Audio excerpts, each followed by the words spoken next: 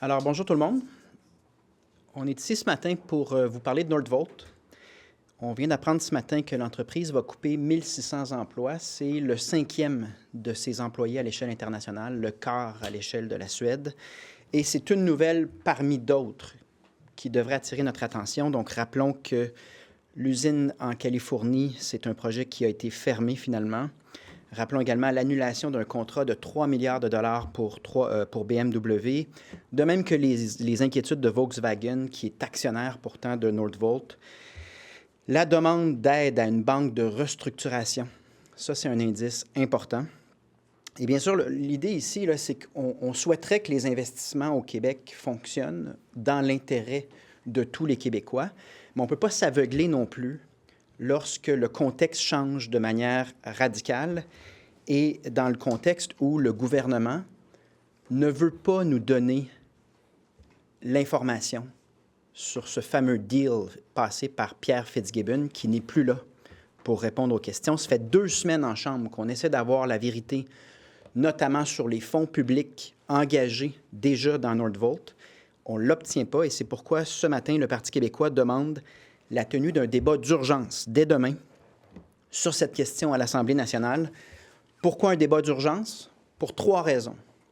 La première, c'est que sur le plan financier, on a engagé au moins 700 millions de fonds publics des Québécois, des Québécoises, d'argent qui donc a peut-être été octroyé avec des garanties de sorte que si le projet n'a pas lieu ou la compagnie fait faillite, on peut récupérer notre argent, mais peut-être pas.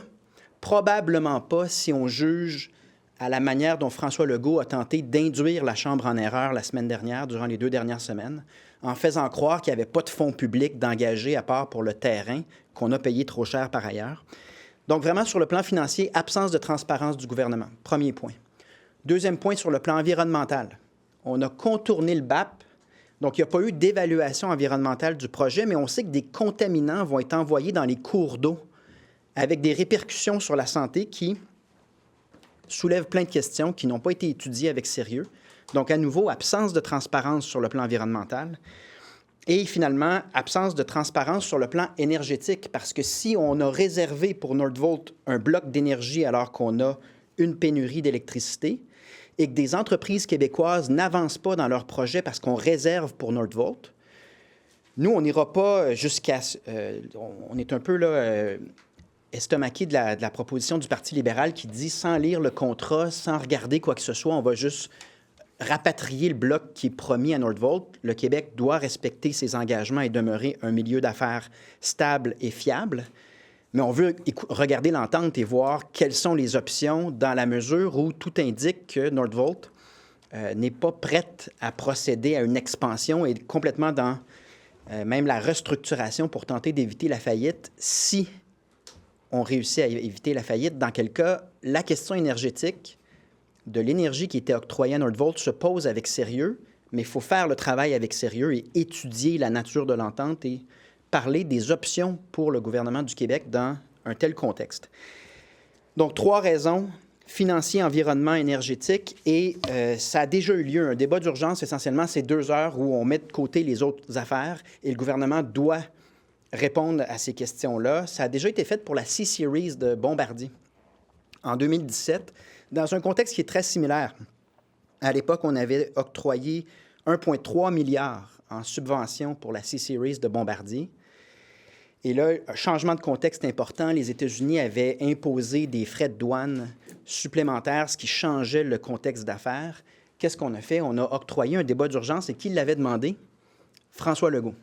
François Legault l'avait demandé et obtenu en disant la chose suivante sur Bombardier, je le cite, « Le gouvernement libéral s'est fait avoir. Il a agi comme un enfant d'école devant une grande entreprise qui a tout obtenu, mais les contribuables prennent tous les risques. C'est une mauvaise entente. » Donc, vous voyez le parallèle avec Nordvolt et vous voyez l'urgence de la situation parce que les sommes en jeu sont encore plus importantes. Ici, on parle d'un engagement de près de 3 milliards du gouvernement du Québec. François Legault présentait ça comme la baie James, le plus grand chantier depuis la baie James, et ça peut s'avérer être le plus grand cauchemar en termes de fonds publics depuis la C-Series. Donc, si un débat d'urgence était possible à ce moment-là, on pense qu'il est nécessaire cette fois-ci. Et pour donner un ordre de grandeur, rappelons que dans le dossier des Kings de Los Angeles, qui a vraiment fait réagir la population parce que clairement, on avait bâclé le travail et on ne s'était pas rendu compte que toutes les autres villes accueillaient le même spectacle sans payer de subvention, il était question de 7 millions de dollars. Là, il est question de 3 milliards de dollars qu'on a lancés, là, puis clairement, on n'a pas fait nos devoirs, clairement, on a pris des risques. C'est François Legault qui dit que c'est un pari, là. On a parié les fonds publics. Ça tourne au vinaigre. Prenons les meilleures décisions dans l'intérêt du Québec et ça commence par la transparence du gouvernement quant au contexte, à la nature de l'entente, sachant qu'il y a des entreprises québécoises qui, elles, voudraient avoir ce degré de soutien-là pour des plans d'affaires faits au Québec qui sont drôlement plus solides que le plan d'affaires actuel de Nordvolt dans le contexte qu'on connaît. Donc, ce sera présenté demain et on s'attend à la collaboration de tous les partis et de la présidence. Des questions? Du côté de la ministre, on dit que ça ne va pas affecter le Québec. Est-ce que c'est un argument qui vous convainc? Bien, c'est certain que la ministre, lorsqu'elle parle à Nordvolt, Nordvolt ne va pas répondre on change complètement de plan, puis on va créer plus de risques et plus d'inquiétudes en vous répondant des choses qui remettent en question le projet. C'est certain que, même en phase de restructuration, Nordvolt va tenter de rassurer tous les intervenants en disant « Oui, oui, tout va avoir lieu », mais il faut voir clair, là. Si tu réduis la taille de tes employés, le nombre d'employés par le 5e, puis tu vas avoir une banque spécialisée pour éviter la faillite ou restructurer, tenter d'encadrer une détresse financière importante, c'est parce que tous les projets vont être mis en question. Donc, vous pensez que Nordvolt manque de transparence? Nordvolt n'a pas les mêmes obligations que le gouvernement du Québec. L'obligation de transparence, ce n'est pas Nordvolt, c'est François Legault qui ne répond pas aux questions en Chambre, tente de cacher la nature de l'entente, et c'est au gouvernement du Québec de répondre à nos questions et de laisser un espace de discussion sur ce qu'on devrait faire à l'heure actuelle, sachant ce qu'on sait maintenant. Justement, sur ce qu'on devrait faire. À partir des réponses qui ont été données jusqu'ici par M. Legault, à savoir, oui, le prêt pour l'achat de terrain, oui, les investissements dans la société primaire, à la fois par le ministère de l'Économie et la Caisse de dépôt. Le reste de l'aide vient une fois que le site de production sera... L'usine va produire des batteries, hein, puis c'est lié aux emplois et tout ça. Bon. Vous, qu'est-ce que vous cherchez à savoir, au fond, de plus, qui vous amènerait à tirer quelle conclusion? À savoir, on se retire, J'aimerais savoir ce que ça nous amènerait de plus en... Bien, premièrement, ce que vous dites, François Legault n'a pas voulu le dire. Il a laissé croire en Chambre qu'il y avait juste le terrain en jeu. À la deuxième fois, lorsque les journalistes ont fait le travail, on s'est rendu compte que c'était bel et bien plus 700 millions et certains investissements. Puis ma question depuis 2 semaines, c'est quelle est la nature de ce qui est prêté ou avancé par tant Investissement Québec que la Caisse de dépôt? Quelle est la nature des clauses, c'est-à-dire est-ce qu'on a des garanties ou est-ce qu'on va faire les frais de cette faillite-là? Quels sont les autres argents qui ont été dépensés? Parce que, clairement, il n'y a aucune volonté de transparence. On ne peut pas se fier à la parole de François Legault sur ces questions-là en Chambre.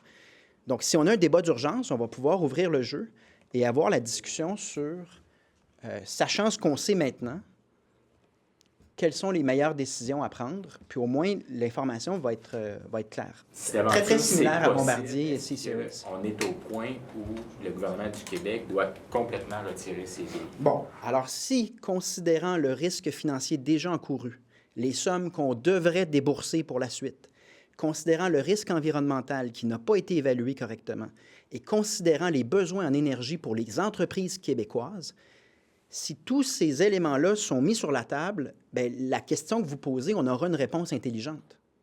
Parce que le contexte a changé. Exactement comme dans le cas Bombardier C-Series, on avait dépensé trop vite, on avait mal calculé les risques, et quand le risque s'est avéré matériel, on a réévalué à travers un débat d'urgence. Donc, c'est ça l'intérêt. Donc, on n'a pas encore, selon vous, toutes les données pour dire on se retire de ce projet?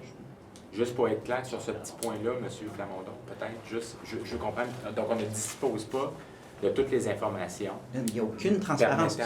Revoyez les réponses de François Legault. Il a induit la Chambre en erreur en faisant croire qu'il y avait juste un terrain en jeu. Ce n'est pas vrai. Donc, on essaie d'avoir toute la vérité, on ne l'obtient pas. Le débat d'urgence va forcer une discussion qui, à mon avis, aurait dû avoir lieu avant l'investissement Nordvolt. Là, on va l'avoir après, puis on va pouvoir mesurer l'étendue, soit des dégâts ou soit des risques imminents qui sont devant nous, et prendre l'ensemble des facteurs. Parce que ce que le Parti libéral fait, à mon avis, est vraiment dangereux. Là, on ne peut pas canceller des ententes qu'on n'a même pas vues, puis donner des blocs d'énergie qu'on a promis à une entreprise pour la donner à une autre sur un coup de tête. Mais peut-être qu'ils ont raison. Peut-être que le Parti libéral a raison qu'ultimement, en étudiant les contrats puis la nature des clauses, on va prendre la décision de réorienter ces blocs d'énergie. Mais dans la mesure où vous dites que ces discussions-là auraient dû se faire avant l'investissement dans Nordvolt, ça va changer quoi maintenant? Réorienter ou non l'énergie vers des projets québécois qui sont beaucoup plus fiables, évaluer la portée des risques environnementaux pour voir si continuer dans l'aventure a encore du sens, évaluer les sommes que nous devrons débourser si nous demeurons dans un tel projet. Et donc, il y a déjà 700 millions d'encourus minimalement, on va peut-être en trouver plus. On n'est pas obligé de dépenser le 3 milliards au complet si tout ça s'en va dans le mur. Dans quel cas, il faut le réévaluer parce que le contexte a changé de manière substantielle. Clairement aussi, les devoirs n'ont pas été faits correctement. Et ce n'est pas sans faire penser à Bombardier C-Series, qui avait déclenché un tel débat d'urgence pour qu'on essaie de voir clair comme Parlement. Juste une petite question, excusez, sur la question des écrans. C'est Meta et Biden qui sont retirés de la commission sur les écrans. On voulait avoir votre réaction là-dessus. Je vais vous revenir par écrit. Honnêtement, je n'ai pas lu sur les raisons du retrait. Donc, je vais prendre le temps. Je vais prendre le temps de. Sujet sur la rencontre entre M. Legault et les médecins spécialistes là, qui a lieu en ce moment. Est-ce que vous craignez une réduction des soins en chirurgie s'il y a un autre bras de fer qui se dessine avec les médecins spécialistes? Bien, on ne peut pas s'empêcher de discuter du mode de rémunération, du nombre d'actes, des retards sur les chirurgies. On ne peut pas s'empêcher de discuter de ces choses fondamentales sous peine de représailles. C'est un État de droit, le Québec, là. Et le gouvernement est là pour décider, mettre en place des politiques publiques. Moi, ce que je demande à la CAQ, c'est de respecter leurs engagements, comme dans tellement de dossiers. Dans celui-là, ils avaient promis une réforme du mode de rémunération et la fin de l'incorporation des médecins. Ils avaient promis un temps d'attente pour les urgences. Ils avaient promis une réduction du temps d'attente pour les chirurgies. Donc, c'est à la CAQ de livrer cette marchandise-là et on se... M. Legault dire ça va être long, ça va prendre du temps, les négociations vont être difficiles. C'est quoi le message qui est envoyé? C'est qu'on n'y arrivera pas? Est-ce que ça nous donne une idée des relations entre le gouvernement et les acteurs de la santé? C'est assez typique de ce gouvernement-là. Ils ont besoin de mettre la faute sur quelqu'un dans tous les dossiers. Donc, quand on a adopté sous bâillon Santé Québec, là, tout allait par magie s'arranger. Si les choses ne s'arrangent pas, il va falloir pointer du doigt. Donc, on sent déjà une posture... Moi, je pense que c'est légitime pour le gouvernement de négocier avec les médecins spécialistes. Ils devraient être plus cohérents sur les engagements qu'ils avaient pris. Mais pour autant, la responsabilité du résultat dans notre système de santé, c'est le gouvernement. Et ce n'est pas les groupes de médecins, ce n'est pas les groupes impliqués. Le gouvernement a le fardeau d'arriver à un modèle qui livre la marchandise en termes de service à la population, alors que ça se détériore en ce moment. Juste rapidement sur les députés de la CAQ qui se font demander de se serrer la ceinture. On va passer en anglais. Attends, je vais... rapidement. C'est ça. Écoutez, la CAQ aura été un gouvernement dépensier. Ils ont pris des surplus importants. Ils l'ont dépensé sur plusieurs bébelles et sur plusieurs études ou projets qui ne débouchent pas. Là, pensez aux centaines de millions dans les projets d'infrastructure. Pensez à...